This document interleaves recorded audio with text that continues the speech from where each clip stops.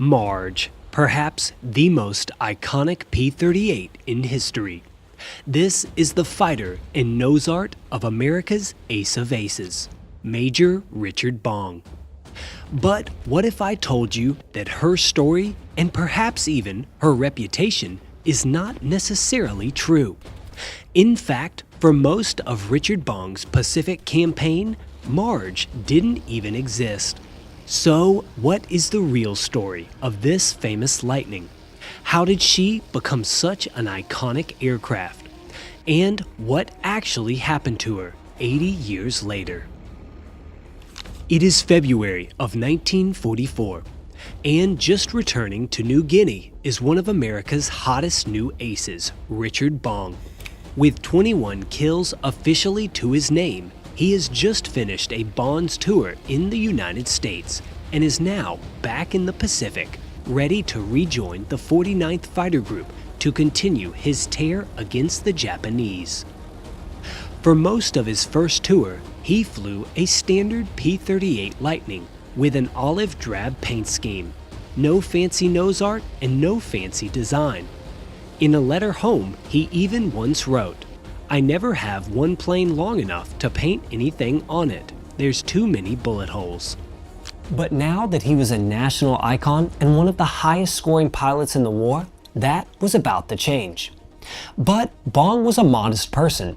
He rarely bragged and was not a flashy pilot. So when he was given a brand new Lightning upon arrival, he opted for a simple paint scheme to separate his aircraft from the rest of the squadron.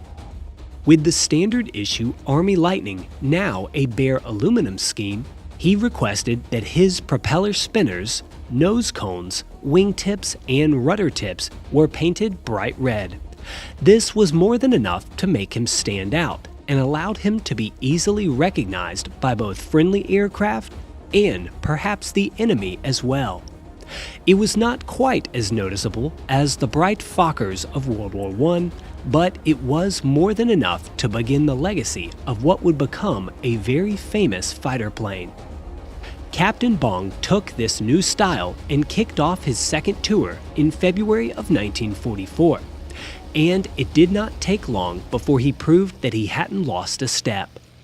On the 15th of that month, he took off for a patrol with his close friend, Lieutenant Colonel Thomas J. Lynch. The pair had become a lethal duo and regularly went on 2 aircraft patrols together. Bong was currently at 21 confirmed kills, and Thomas Lynch was not far behind with 17. With their respective resumes and long tallies of rising suns, they were perhaps the best 1-2 aerial punch in all of the Pacific. As part of this duo, on that day, Bong and his new red-tipped Lightning would score their first victory of the second tour against a Ki-61 Tony. This would be his 22nd confirmed aerial kill. Captain Bong would fly 14 other combat missions that month, likely all of them in this new aircraft, and many with Lieutenant Colonel Lynch. But he tallied no further kills until March 3rd, when he had one of his best days of the war on a fighter sweep over New Guinea, bringing down 2 Sally bombers, a twin-engine aircraft similar to that of the Betty. These would be his 23rd and 24th kills. Lynch, however, would match him, bringing down 2 fighters of his own. It seemed like things couldn't be going better. The two were tearing up the skies and pushing each other to become better in the best way possible. But that would come to a screeching halt 5 days later. By this point, it was obvious that Richard Bong was becoming a legend by outsmarting and outshooting his enemies. And somewhere else that you can use those same tactics to become a legend yourself is with this video's sponsor, Heroes of History. Heroes of History is an epic strategy, city building, and hero collection game where players grow their own cities, power up heroes, and battle in real time across solo and multiplayer modes. Using mythological icons like Einstein, Cleopatra, and Hercules, you can build and evolve your own civilization through combat, research, and strategy. One of my favorite challenges is trying to advance to the next age so I can get even more technology, buildings, and build an even stronger army. And right now, new players can use promo code TJ3History that unlocks a boost for their first 5-star hero, which is a big benefit when starting out. So use my link in the description box below or scan the QR code on screen, and you can challenge me over there and see if you can build your civilization as fast as I did. So come join me on Heroes of History, and when you've built your empire and summoned your very first hero, tell me which one you got in the comments below. Have fun, and I'll see you on the battlefield. Now, speaking of Heroes of History, let's get back to Richard Bong, as I believe he was just about to take off for a mission that would not only have a major impact on his own story, but his aircraft's as well. On March 8th of 1944, the pair would take off for a mission that would halt Bong in his tracks. This was another 2-aircraft patrol to New Guinea. After Bong and Lynch arrived over the target airfield, though, they sighted no aircraft. Instead, they shifted their focus to a small group of vessels that they had spotted in the water nearby. While strafing these ships, however, a small Japanese ground garrison engaged the pair with anti-aircraft and machine gun fire. One of the rounds would strike a lucky and crippling blow to the aircraft of Lieutenant Colonel Thomas Lynch. His P-38 immediately caught fire and began to go out of control. After opening the canopy, he tried to bail out, but was too low for his parachute to deploy. Lieutenant Colonel Lynch would be killed on impact with the ground. Richard Bong, after watching in horror, did not escape unscathed either. He took substantial damage and would fly back to base alone, having to feather one engine from the fire he had taken, and upon landing, counted no less than 87 bullet holes in his Lightning. This was a crippling blow to Captain Bong. It would take him quite a while to recover, and he would never again be quite the same. But it would also change the story of his aircraft. While his Lightning was being extensively repaired from the damage taken, Captain Bong requested that some nose art finally be added to his aircraft. This request was the name and photo of his girlfriend, Marjorie Ann Vattendahl, or Marge for short, his sweetheart that he had just met while stateside. Bong's crew chief gladly obliged, and 48 hours later, the red-tipped Lightning had a totally different look. They had an enlarged wallet photo of Marge printed. Then the crews glued and varnished the image onto the left side of the nose, and her name written in red cursive letters close by. It was so much more than a simple piece of pin-up nose art. It was a real image of a real girl, one that was being fought for with great success by an American hero. To appropriately illustrate this success, Richard Bong finally also had his 24 confirmed Rising Sun victories added as well, creating the iconic livery that so many know today. And why exactly do we know it? Because a week later, in the middle of March of 1944, war correspondents did a photo shoot with the national figure, Captain Bong, and his dazzling new Lightning. The photos would soon be circulated all over papers in the States in the days to follow, allowing the nation to now associate their ace of aces with a beautifully decorated warbird and a man fighting for his real and recognizable sweetheart back home. It was a match made in heaven and a public relations dream for the United States Army Air Force.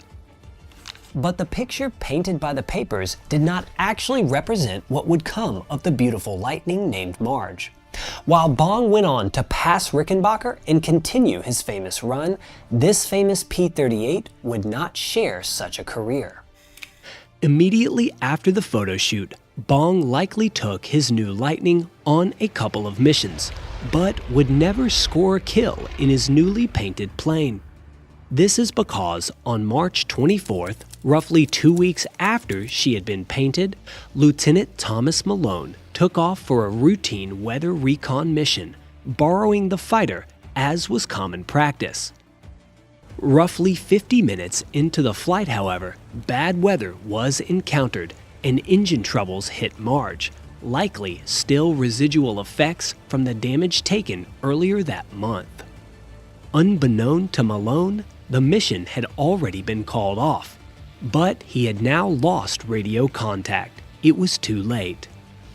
Between the bad weather and the lack of power, Marge, the most famous aircraft in the Pacific at the time, went into a spiral. With no other option, Lieutenant Malone was forced to bail out. He leapt from the cockpit of Marge and watched the brand new Lightning disappear into the thick weather below.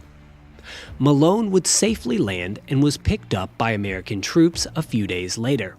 But Marge was sent spiraling into the jungles of New Guinea, some of the most difficult and rugged terrain in the Pacific.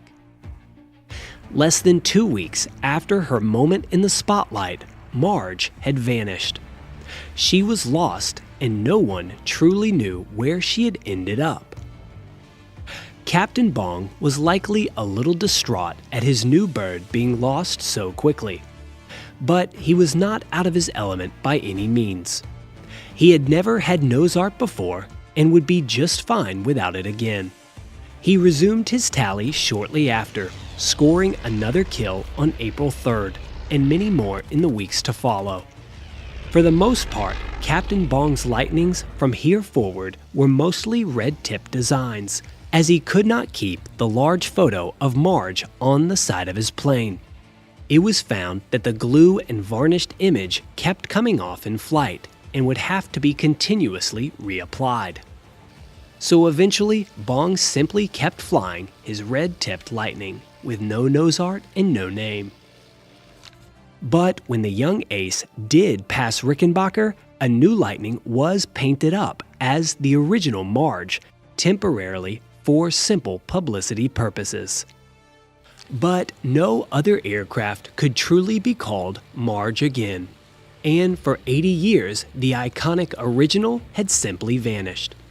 That is until 2024, when Pacific Rex researcher and director Justin Talon made an astounding discovery in the jungles of New Guinea. After years of careful research, Talon and his team, who had already found and documented hundreds of wrecks in the Pacific, finally located one believed to be that of Marge. After traversing the thick jungles of New Guinea and a few false leads, they finally uncovered something incredible: a simple red wingtip. They knew that this was likely Bong's Lightning. Eventually, they were able to locate the serial number, confirming that it was indeed the famous P-38 of the Ace of Aces. She could now be properly documented, with pieces preserved and likely eventually put on display for all the public to see.